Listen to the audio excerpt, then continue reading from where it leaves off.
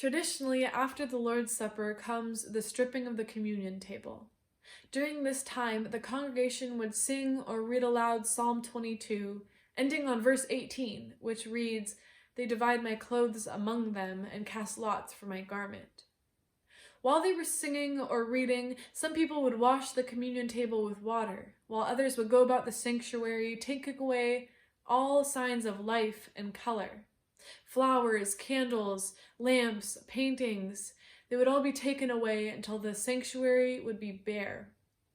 This symbolizes Jesus being stripped of his garments. And that is how the Maundy Thursday service would end.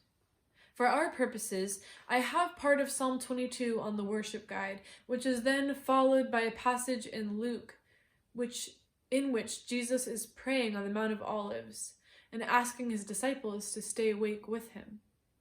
The service ends on that passage, and then I would like one designated person to finish the service out by saying, "As we leave, we take the place of the disciples, trying to keep in mind the anguish of Jesus."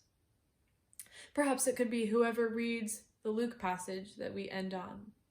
And as the service finishes, the idea is that we remain in that place with Jesus, on the Mount of Olives, in lament. Some churches used to stay open all night for people to come and pray, just as Jesus asked his disciples to stay awake and pray with him. And even if you don't spend the whole rest of the night keeping vigil, let Jesus' words in Luke remain heavy on your heart through the evening and through the night.